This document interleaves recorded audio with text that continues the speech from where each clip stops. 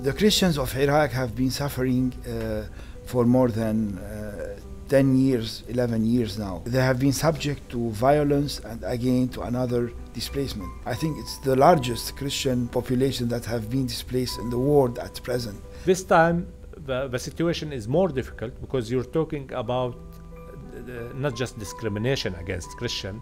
It's the first time in history, I believe, that Christians move at one time all together. And I hope it will not have a domino effect. They have nothing left. They had to leave in 2 hours. Without money, without any resources. So people are underground now in basements. Some of them, they were lucky to stay in the parishes, at the seminary. I saw them on the streets, on the sidewalks, under the sun, the heat in summer, and now the winter is coming. The situation is not that great. You have 200 or 300 people in the church hall, and they have just 3 or 4 toilets. They need practically everything. They need food, they need clothing, they need shelter. You don't know where to live, what school to go, what neighborhood to stay. The shelter in Erbil is very expensive. To rent an apartment with 2 bedrooms, this would cost you like $1,500, and these poor people are without any income.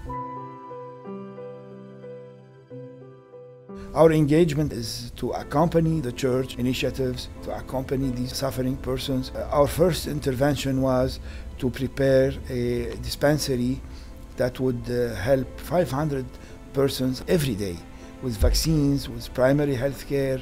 They are providing the service for free. The second step will be installing 2 more dispensaries of this nature in the 2 cities of Zaho and Dhok. After that, we will have to tackle other issues, especially winter, heating, fuel, clothing, other issues like shelter, which is a great challenge. We have some ideas, but the need is overwhelming.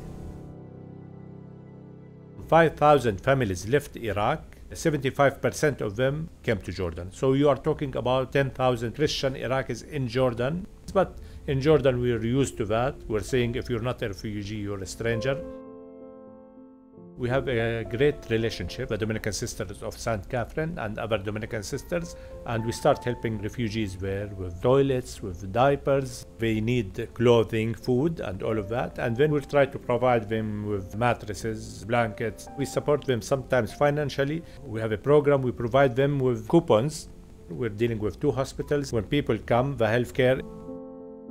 Many of the children have psychological problems. They are trying to design a program for them. We will help them in all means we can. Our main mission is not to do everything, but is rather to accompany them, supporting them morally, financially, with whatever means we have. I would ask every person to think what he will do if he's in their situation. This is not a story, this is a real life. We certainly can make a difference in making them feel better, making them feel embraced by the church.